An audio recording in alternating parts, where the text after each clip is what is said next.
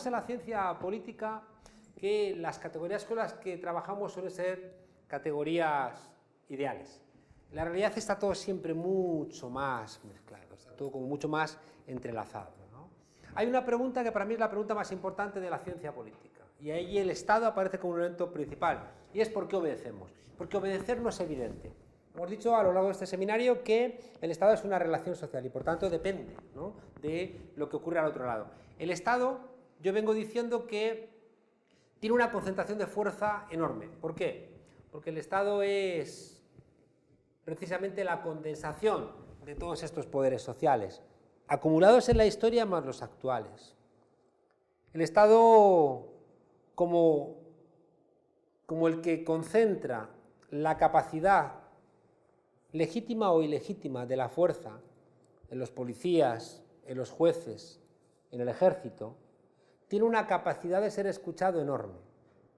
La extensión de los tentáculos del Estado por prácticamente todos los ámbitos de la sociedad, el control de medios de comunicación, la capacidad de determinar comportamientos empresariales, la relación con fuerzas exteriores, genera una capacidad que no es equiparable en ningún otro ámbito.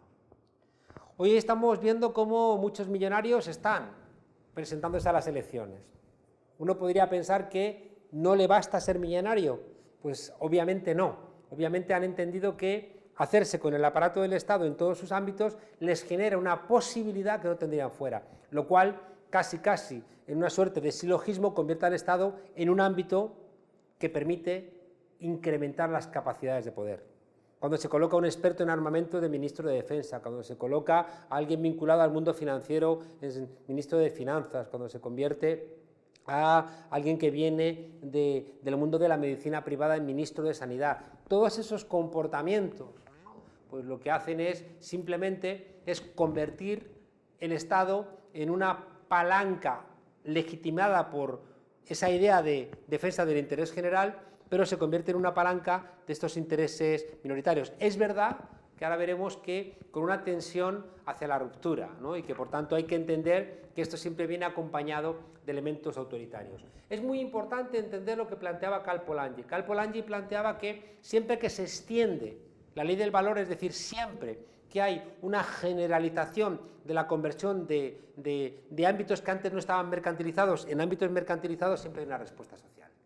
Es una constante que el empeoramiento de la vida de la gente genera una respuesta social y por tanto siempre genera también una respuesta autoritaria. Hay creo que un factor que hay que entender, ¿no?, y es que tanto en la crisis del 29 como en la del 73 como en la de 2008 siempre ha ocurrido algo muy relevante, y es que la tradición liberal y la tradición democrática que se fueron encontrando durante el siglo XIX y el siglo XX vuelven a divorciarse.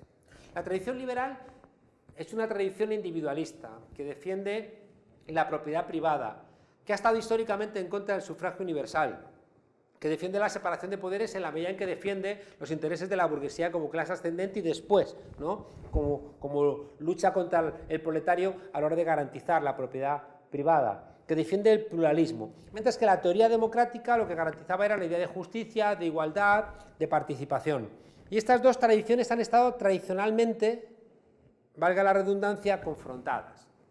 Es muy curioso cómo un liberal como John Locke podía escribirle al rey diciendo el rey no se esclaviza, cuando el propio John Locke tenía plantaciones de esclavos, ¿no? Creo que es muy importante entender que esa mistura, donde la teoría liberal se hace democrática y la democracia se hace liberal, en los momentos de crisis vuelven a divorciarse. Y sobre todo, el poder que sea en cada momento renuncia a la parte democrática, sobre todo a lo que tenga que ver con la redistribución de la renta, y se queda con el elemento liberal en sus aspectos más autoritarios, ¿no? Hemos visto que, por lo general, en las grandes crisis suele haber un reencuentro de clases medias y sectores populares porque las clases medias se empobrecen, ¿no? Y entonces en ese empobrecimiento nos encontramos con una respuesta, y por eso es bastante probable que se encuentren en sitios parecidos de protesta del statu quo por parte, ya digo, de sectores proletarios, sectores empobrecidos y de sectores de clases medias que han visto perder su statu quo. Fíjese que es curioso que en las teorías liberales y también en las teorías neoliberales siempre hay una crítica del momento populista, es decir, el momento de impugnación por empobrecimiento de la democracia liberal y del sistema capitalista. En cambio, ni liberales ni neoliberales tienen ningún problema con otro momento también concreto, que es el momento del estado de excepción, ¿no? Es curioso que al neoliberalismo y al liberalismo les molesta un populismo que pueda pedir cuentas, ¿no?, a los sectores del statu quo, en cambio no les molesta el estado de excepción porque no cuestiona el modelo económico. Por tanto, tenemos que entender que democracia y capitalismo no tienen por qué convivir. Como decíamos en uno de los módulos, es funcional la democracia al modelo capitalista porque convierte en natural la explotación. Es decir, que la explotación, que cuando se produce en otros ámbitos puede generar una protesta, cuando se produce en el ámbito económico se asume como un intercambio entre iguales y por tanto no se identifica como tal explotación. Y se acepta igual que uno acepta en unas elecciones una derrota. Creo que eso es una lógica que hace apostar al sistema capitalista por la democracia formal, salvo que de repente la democracia formal ponga en cuestión el modelo capitalista y por tanto se dé un siguiente paso. Hemos visto que siempre en el 23, en el 73 o en la actualidad, siempre estos sectores del statu quo van a intentar, cuando se rompe ese compromiso democrático de la teoría liberal, van a intentar acudir a grandes coaliciones o van a intentar acudir a la inevitabilidad de las reformas, es decir, a plantear que no hay alternativa, el there is no alternative de Margaret Thatcher. Si eso no funciona, suele presentarse como posibilidad las grandes coaliciones, es decir, esos modelos bipartidistas se ponen de acuerdo en un momento de crisis para hacer una política similar que una vez más vuelve a convertir el salario no en un ingreso, sino en un gasto, es decir, vuelve a entenderse, ¿no?, la necesidad de que sobre las mayorías se recupere la tasa de ganancia. Un tercer elemento que creo que es bastante relevante es acudir a lo que se llama el populismo de derecha, es decir, a gente que, siendo unos insiders, se presentan como outsiders, es decir, gente que hace un discurso antisistema siendo sistema. Pensemos en Temer, en Macri, en Macron, en el propio Donald Trump, ¿no? Gente que viene de ser beneficiaria del sistema y que, sin embargo, ganan elecciones abanderando la crítica al sistema. Si todos estos elementos no funcionan, luego siempre queda el momento autoritario. La pregunta relevante que tenemos que hacernos, como decía al comienzo, que es la pregunta esencial de la ciencia política, es ¿por qué obedecemos? Recordemos que hemos dicho durante todo este módulo que el Estado es la máquina más perfecta de producir, de construir obediencia. Obedecemos por 4 grandes razones. Obedecemos, en primer lugar, por la coacción. Es muy importante entender que el desobedecer implica que va a caer el aparato del Estado con todo su arcano. Pensemos que Max Weber, cuando está escribiendo sobre el desencantamiento del mundo, cuando está escribiendo sobre la burocracia, cuando está escribiendo sobre ese envoltorio de hierro, ¿no?, que la mala traducción de Parsons hace una traducción muy idealista, ¿no?, de Weber, y recordemos que Talcott Parsons es el que se inventa Weber, porque es el que lo traduce y un autor alemán, conocido solamente en Alemania, lo convierte en un autor global, que no se llevaba mal con Marx, ¿no?, en su obra, pero que la interpretación de Talcott Parsons lo convierte en un, ya digo, prácticamente en un enemigo durante la Guerra Fría del pensamiento marxista. En ese envoltorio rígido, ¿no?, de acero, que es la burocracia, Weber nos está contando lo mismo que nos está contando Kafka desde la literatura en ese momento. Si desobedecemos, la coacción se convierte en un elemento central y, por tanto, obedecemos al poder político por medio de la coacción. El segundo elemento, obedecemos porque consideramos que el poder es legítimo. Weber plantea que hay 3 tipos de legitimidad: la tradicional, la carismática y la legal racional. La tradicional es la obediencia a alguien que responde a una tradición que asumimos, sea un chamán, sea un rey. La legitimidad carismática hace referencia a alguien que tiene una cualidad extraordinaria, un conductor militar, alguien que nos da una respuesta porque tiene conocimientos que nosotros no tenemos. Y la legal racional es la procedimental. Obedecemos a las personas que cumplen los procedimientos en nuestras sociedades, quien gana las elecciones. Hay un tercer elemento de obediencia que es la inclusión. Pongo como marco. ¿Por qué digo como marco? Porque obedecemos si creemos que los marcos de inclusión son correctos. Podemos no estar incluidos, pero si nos parecen correctos los marcos de inclusión, no desobedecemos. Por eso es la diferencia entre ser un pobre o ser un loser. Un loser, un perdedor, ha interiorizado que la responsabilidad de su exclusión le corresponde a él o a ella, mientras que un pobre puede pensar que la sociedad tiene un elemento de responsabilidad. La inclusión la tenemos que entender desde la perspectiva de lo que vimos en el primer módulo. En el primer módulo vimos que había 4 grandes conflictos: la escasez, el propio conflicto, la desintegración y la pérdida de sentido, y cómo los solventábamos gracias a la economía, a la política, al sistema normativo y a la cultura. Por tanto, estar incluido es participar de esos 4 elementos. Estar incluido es estar incluido en lo económico, es estar incluido en lo político, es estar incluido en lo normativo y es estar incluido en lo cultural. Por último, nos falta un elemento que creo que es muy relevante. Obedecemos también, ¿por qué? Por rutina, por tradición. Esto es esencial entenderlo, sobre todo ¿por qué? Y esto nos lo ha desvelado mucho Foucault. Todos los dispositivos de racionalidad buscan construir rutina, es decir, demonizar, criminalizar la disidencia. Planteaba Pierre Bourdieu que el Estado tiene 2 manos. Tiene una mano izquierda, que es la que cuida, la que atiende, la que acaricia, y una mano derecha, que es la que golpea, reprime, amenaza. Y cuando la mano izquierda se guarda, la mano derecha tiene que salir a trabajar. La rutina es un elemento muy importante, es un elemento que hace que desaparezca el horizonte de transformaciones. Y por eso es muy importante en todo lo que hemos estado viendo en la construcción de rutinas. Por eso es muy importante en la idea de Estado, en el proyecto hegemónico. Si nos hacen ver que el proyecto hegemónico tiene que simplemente gestionar el presente y no hacer de la utopía ese motor de transformación, nadie va a salir de este elemento rutinario. ¿Por qué cayó la Unión Soviética? No cayó por la perestroika, que significa transformación o reestructuración, cayó por la glasnost, es decir, por la transparencia informativa. ¿Por qué? Porque la transparencia permitió imaginar una Unión Soviética alternativa. Y es en el surgimiento de la alternativa donde se rompe la rutina. En España, ¿qué ocurrió con el movimiento 15M? Con ese movimiento que una noche después de una manifestación decidió quedarse en la Puerta del Sol de Madrid. De repente ese movimiento rompió la rutina. Ese movimiento rompió la rutina y consiguió 2 cosas que creo que son el elemento esencial para repensar la política. Repolitizó, porque no bajaba nadie en línea, sino que fue un movimiento horizontal donde la gente encontró sus propias respuestas. Y en segundo lugar, en esa repolitización construyó un nuevo relato. Fíjense ustedes que la ruptura de la rutina lleva a la repolitización y a un nuevo relato. Un nuevo relato que cuestiona los modos de inclusión, que cuestiona la legitimidad y que incluso está dispuesto a arriesgar la coacción.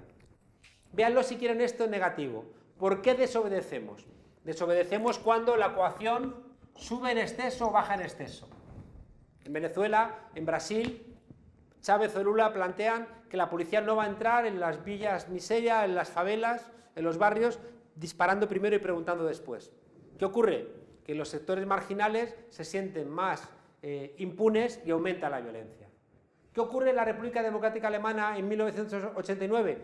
Que aumenta la represión y también eso genera un cansancio social y se lanzan a la calle y al final va a terminar cayendo el muro de Berlín. ¿Por qué desobedecemos? Cuando de repente se pierde la legitimidad. Si de repente alguien en quien crees por su bondad, el rey Juan Carlos I de España tuvo que abdicar porque había perdido todo tipo de credibilidad y por tanto ya no era un factor, ¿no?, que generase ningún tipo de posibilidad de obediencia. Si la Junta Militar Argentina lleva a la locura de la Guerra de las Malvinas y la pierden, tienen que dimitir porque ya no tienen ningún tipo de carisma.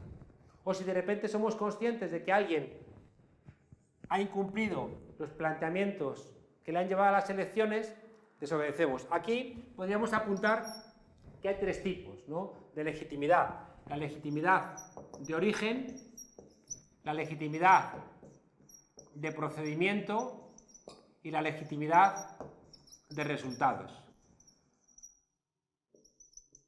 Si nos damos cuenta, esto es el planteamiento de de Lincoln. La democracia es el gobierno del pueblo, es decir, no es ni de los ricos, ni de los sacerdotes, ni de los nobles, es el gobierno del pueblo, por el pueblo, a través de procedimientos directos o indirectos, y para el pueblo, con resultados. Y si se quiebran estos tres elementos, ya digo, puede desaparecer la legitimidad y, por tanto, ejercerse la desobediencia.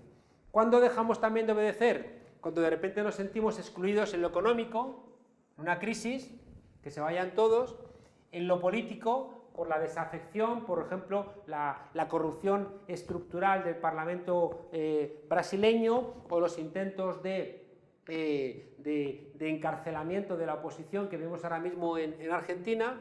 Cuando de repente lo normativo desaparece, es decir, cuando los jueces, ¿no?, trabajan al servicio de un sector, está pasando en España con un intento de control de la judicatura, o cuando no nos sentimos incorporados en lo cultural. Uno de los grandes problemas que hay en España con Cataluña es que desde el gobierno de España se ha intentado imponer culturalmente a Cataluña determinados modelos. Quizá la frase que resume esto es un ministro muy conservador del Partido Popular que dijo que había que españolizar a Cataluña, como diciendo que había que controlar su propia escuela. Y por último, como decía antes, si se quiebra la rutina, también nace la desobediencia. Y por tanto tenemos, ya digo, un elemento central. Pensemos que el Estado, al respecto, tiene que estar funcionando. El Estado controla el elemento de la coacción, el Estado controla sobre todo el elemento de las elecciones, que es el elemento central de la legitimidad, pero también tiene la capacidad de construir mitos de carisma y sobre todo mitos tradicionales a través de los medios de comunicación.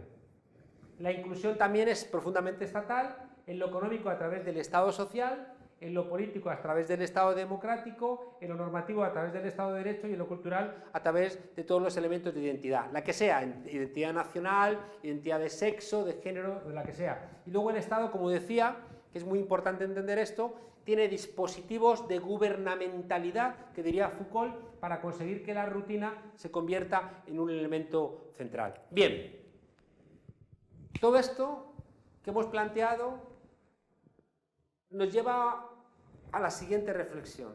Hemos dicho que el Estado tiene un núcleo central, el Estado tiene también un sector social ampliado, hemos visto que el Estado está en crisis en sus elementos espaciales, porque es demasiado grande y demasiado pequeño, hemos visto que el Estado, que se ha sostenido sobre la modernidad, vive una modernidad en crisis, hemos visto que el Estado, que viene también del desarrollo capitalista, está obligado por las contradicciones intrínsecas del sistema a intentar hacer equilibrios que cada vez se convierten más en golpes para las mayorías, y hemos visto cómo la idea de la gobernanza tiene una posibilidad de gestionar estas limitaciones del Estado. Ahora bien, la gobernanza, al venir de la idea de la gobernabilidad, se puede convertir en un elemento que agota el conflicto y que, por tanto, al final renuncia a la capacidad de emancipación, que por tanto renuncia a la posibilidad de que en la confrontación con el capitalismo, con el patriarcalismo,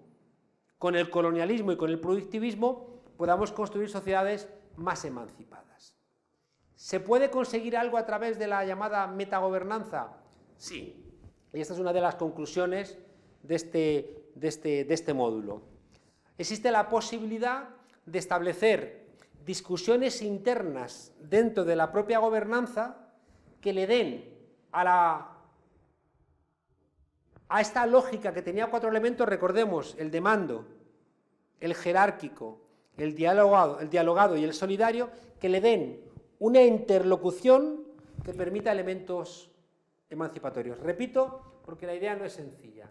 Hemos visto que la idea de metagobernanza tenía cuatro posibilidades. Tenía la posibilidad del mando, la jerárquica, tenía la posibilidad del intercambio, que era como la propia del mercado, teníamos la dialogada, que era la genuina, ¿no?, de la gobernanza, y teníamos una que era como más elevada, que era la solidaria, ¿no? Déjame apuntaros que la solidaria anula también la política. ¿Por qué? Porque la solidaria anula el conflicto. Es decir, que tú puedes anular el conflicto negándolo o también superándolo a través del amor. en un lugar donde todos nos amáramos, no habría conflicto y por tanto no haría falta la política. Y por tanto, la gobernanza solidaria es como un ideal que solamente podemos pensarlo en elementos muy integrados. A lo que voy. ¿Existe la posibilidad de un diálogo dentro de la gobernanza que nos solvente? Sí, que es un poco lo que traigo en este libro con el ejemplo de la construcción del segundo plan de igualdad para mujeres y hombres en Guipúzcoa, en 2012-2020, que desembocará en una ley, la norma foral. ¿Por qué es importante esto? Solamente os lo enuncio y os mandaremos el texto. Gana una coalición de fuerzas políticas de izquierda y el Ministerio de Igualdad, el ministerio que se hace cargo de fomentar la igualdad, decide organizar a la sociedad civil feminista vasca. Pero se dan cuenta de que no basta que solamente sea la feminista, sino que tiene que ser también la femenina. Es decir, que hay mujeres que desconfían del feminismo porque tienen posiciones más conservadoras, pero que también tienen que participar. Y durante un año se encargan de bajar recursos para ayudar a que esa sociedad civil tome conciencia, se organice, se reúne, tenga posibilidad de transportes, fotocopias, locales. Y al final, dedicando mucha discusión para convencer a las no convencidas y para convencer a las convencidas de que no renuncien a las no convencidas, se va haciendo un espacio bien relevante. Se contacta con los expertos, en este caso con las expertas, y se contacta también con gente de dentro de la administración. Y se empieza un diálogo de adentros hacia los afueras constantes. Ese diálogo de los adentros para las afueras va generando confianza en esa sociedad civil organizada. Y en un momento determinado les dicen: oye, ¿por qué no os organizáis como un organismo con entidad propia?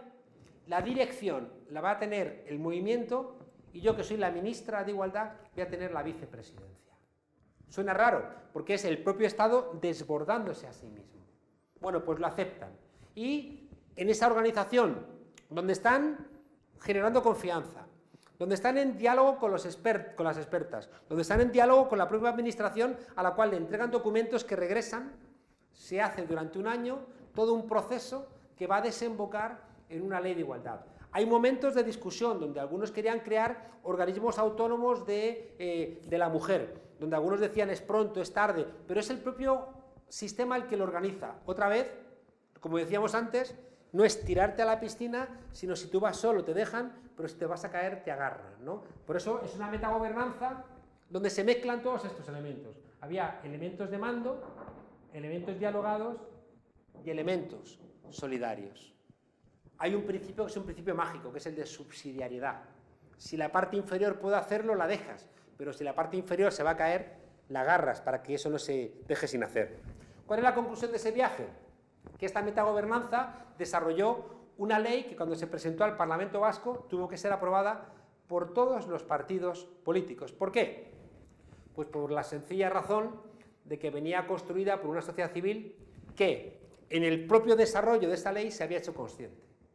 Un Estado que se había a sí mismo desbordado para empoderar a la ciudadanía. Es decir, habían construido una metagobernanza mezclando todos estos elementos con un horizonte de la idea de solidaridad, pero con la capacidad del mando y sobre todo a través del diálogo. ¿Por qué?